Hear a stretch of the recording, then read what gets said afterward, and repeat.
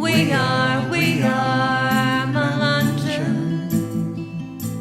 We are Melungeons.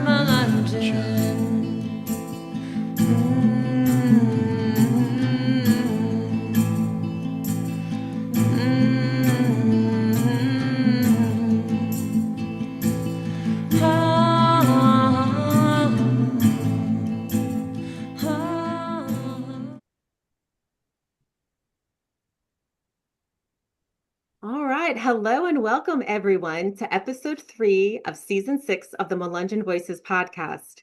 We have with us today Wayne Winkler, Melungeon descendant, Melungeon author, and former MHA president. He will be sharing with us information about mixed ancestry peoples like the Melungeon people and free people of color during the American Revolution.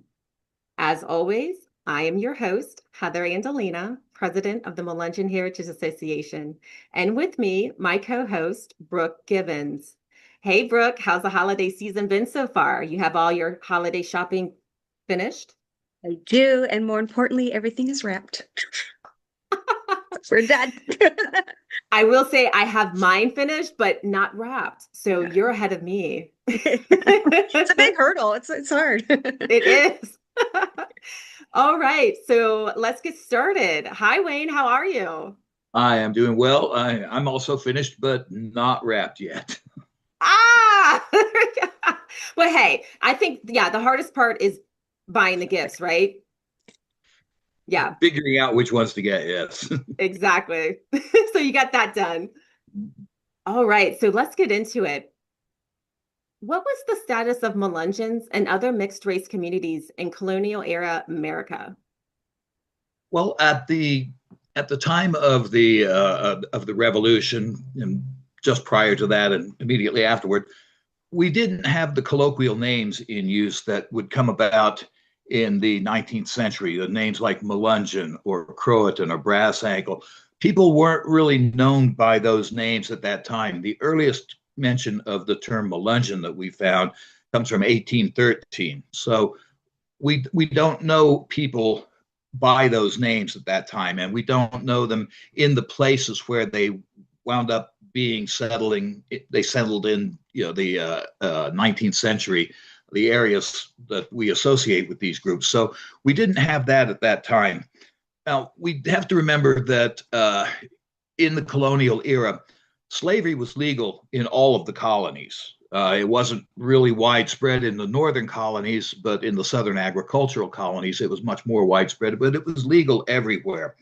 The earliest slaves in the American colonies were not enslaved for life. They were more along the lines of indentured servants. They served for a period of usually about 7 years, and then they were free. So we had a large population in the Carolinas and in Virginia of free Black people in the colonial era, people who were not enslaved. They weren't really high up on the social ladder. They weren't very prosperous, but they were there. At that time, we also had the indentured servants coming from Europe, particularly the British Isles, and they enjoyed about the same social status as the indentured Black servants. So when they were free, it was kind of a natural thing for them to get together and make their way through life. Interracial marriages were sanctioned in the early colonial period, but by the beginning of the 18th century, these unions were no longer accepted.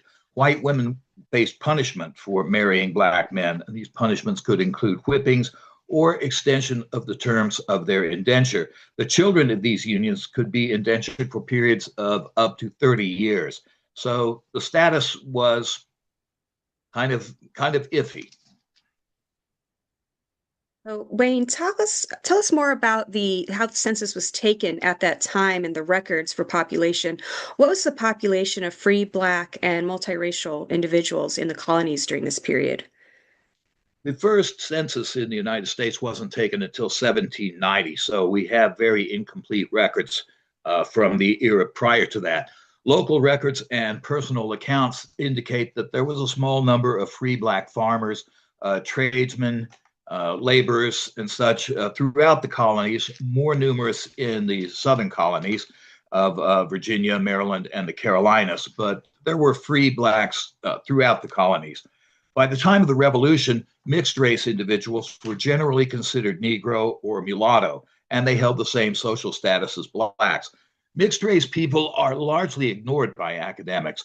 Aaron Wilkinson's 2013 dissertation, Blurring the Lines of Race and Freedom, Mulattoes in English Colonial North America and the Early United States Republic, I will read a bit from that, and I quote, "Academics are all influenced by their times, and the social climate, along with common understandings of race, have largely affected how historians have understood and written about people of mixed descent.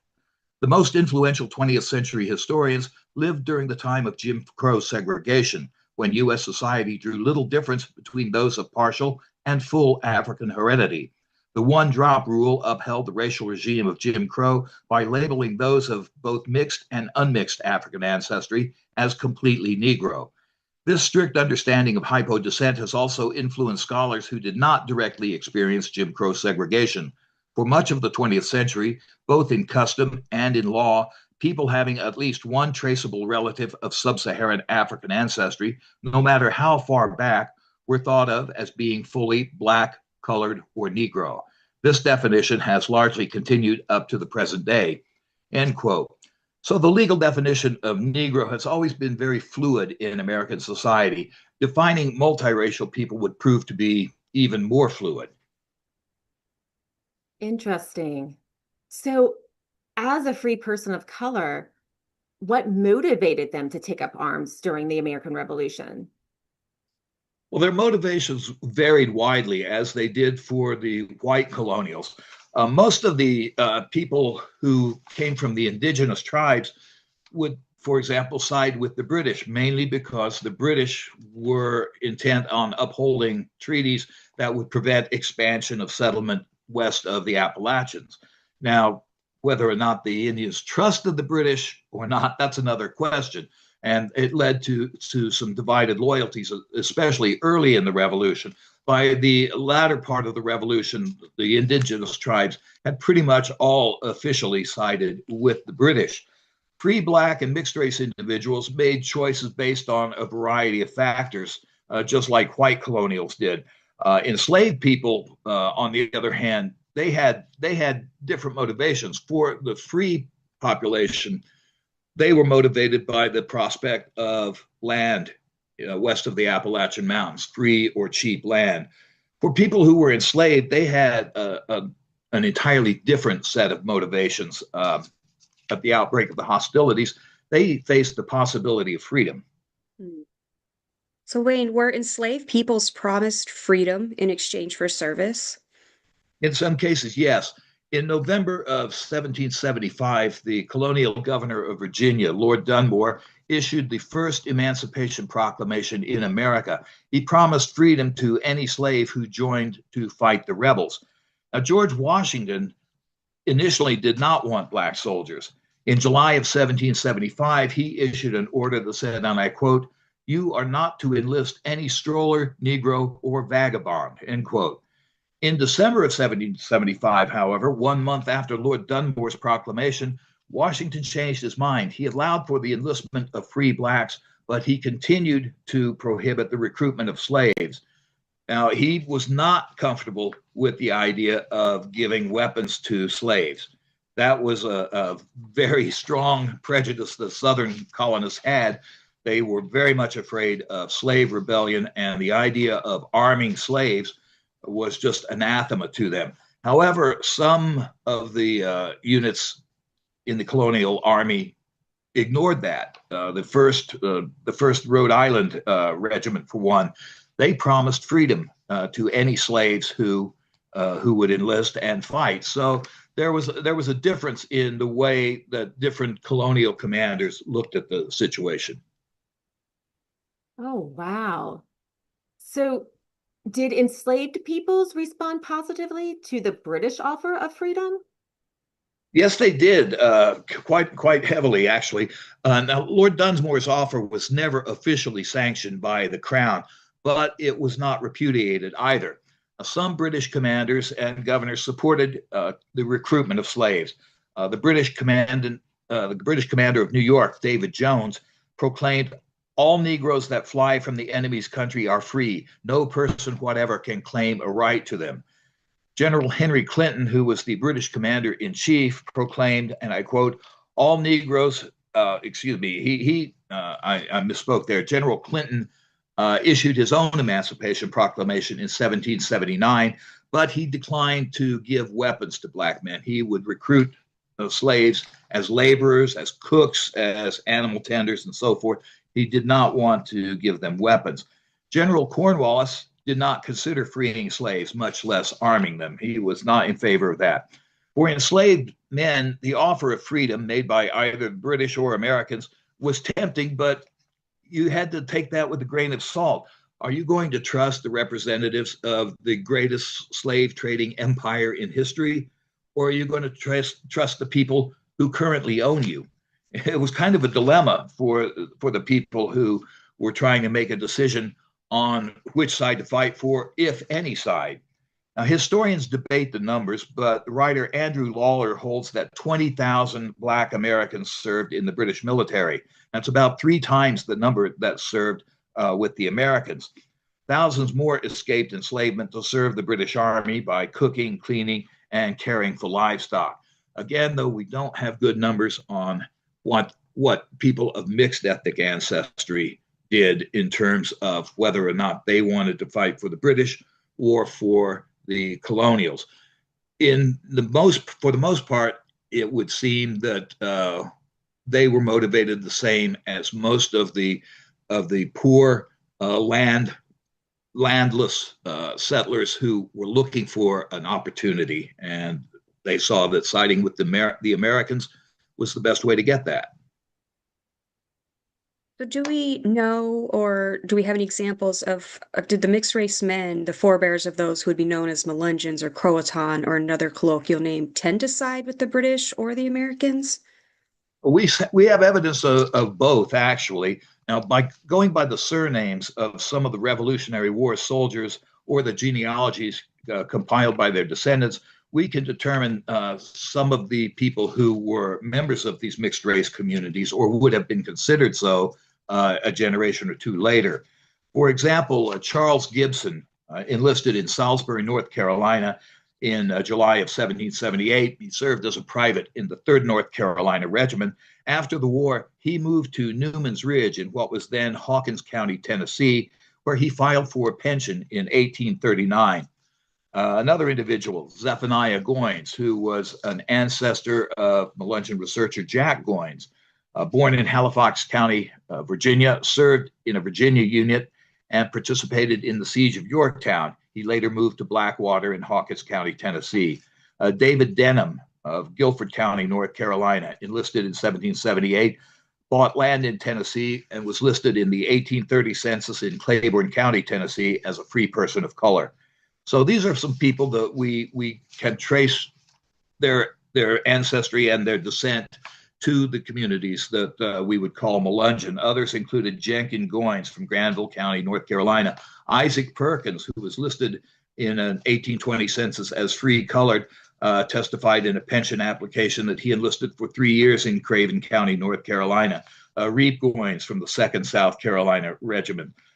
Mixed race individuals and families might side with the Americans for the same reason that whites did, the possibility of affordable land west of the Appalachians.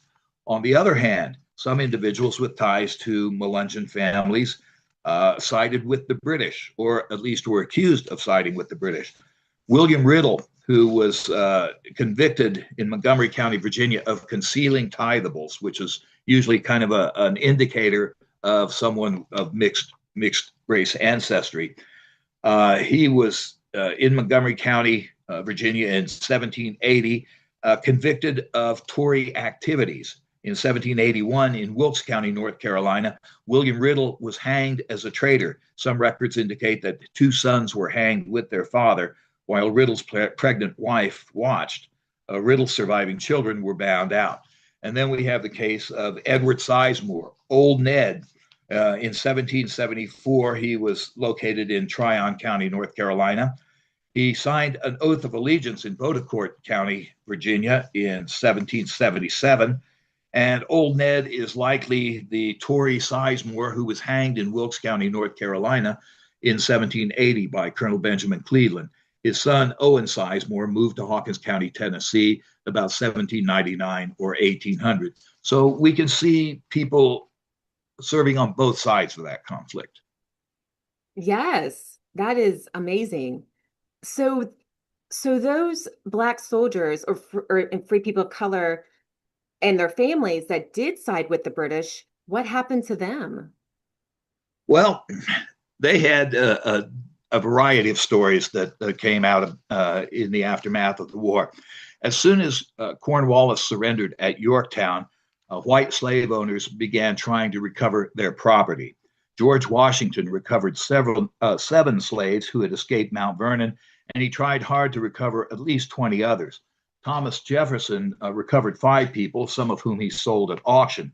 The governor of Virginia, Benjamin Harrison, advertised for but failed to recover at least 7 slaves. British officials made efforts to evacuate Black loyalists at the end of the war. After the surrender at Yorktown, Cornwallis allowed some favored Black loyalists to evacuate on a British warship. About 10,000 Black loyalists left with the British withdrawal from Savannah and Charleston. About 3,000 Black Americans went to British-controlled St. Augustine in Florida. Now, some wound up in Jamaica and the Bahamas. Unfortunately, some of those folks were re-enslaved on sugar and pineapple plantations. At least 400 Black refugees went to England. About 3,000 established a colony in Nova Scotia, which didn't last very long, and some eventually founded a colony in Africa. The British refused to return slaves to their American owners, and in the end, the American government didn't challenge it. They just basically let them go.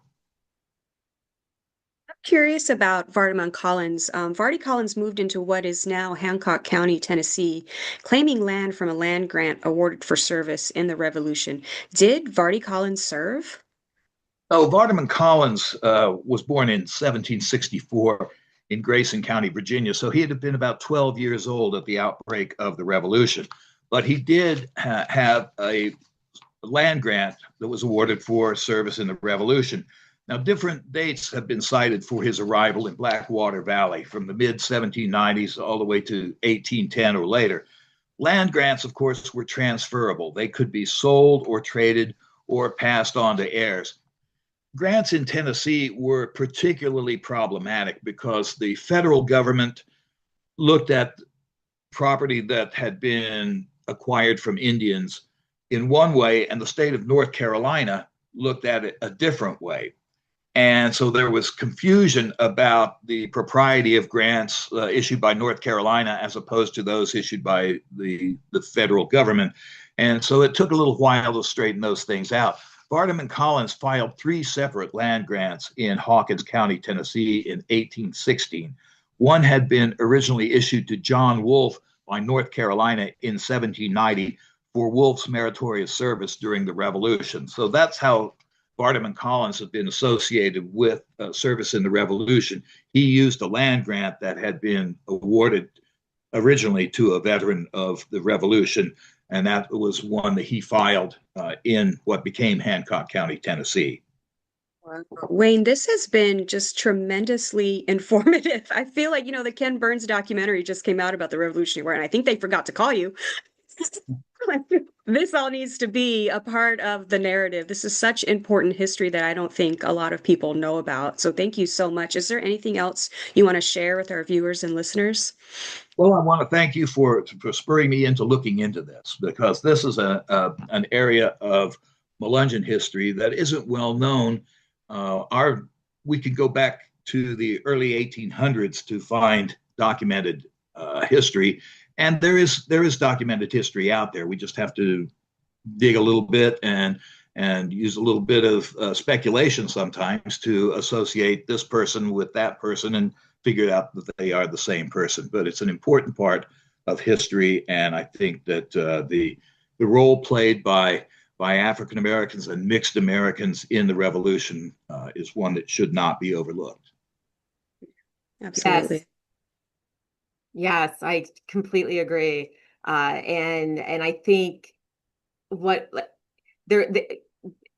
that is like in school, you don't, when you're learning about the American Revolution, yeah, you might hear about a couple of maybe free people of color, or, but you don't realize just um, how, how much they contributed to the American Revolution, free people of color and people of mixed ancestry. That is definitely a part of American history that we don't learn very much about. The concept of liberty takes on new meanings when you look at it from that angle, and the idea that some people were making a real leap of faith for that liberty, in order to choose sides. Yeah, exactly. Exactly. But I also do want to take the moment to showcase your books, Wayne. Your Walking Towards the Sunset, and then Beyond the Sunset. Do you want to tell our listeners and viewers a little bit about each one, and where they can purchase them? Sure. Walking Toward the Sunset was my effort to do a general history of the Melungeons, and in a larger sense, the mixed race population of the southeastern United States. Beyond the Sunset is more focused on the outdoor drama that was staged in Hancock County between 1969 and 1976, a very important aspect of Melungeon history that I think has been overlooked. But I think both of those books can be purchased through Mercer University Press or Amazon or wherever you buy books.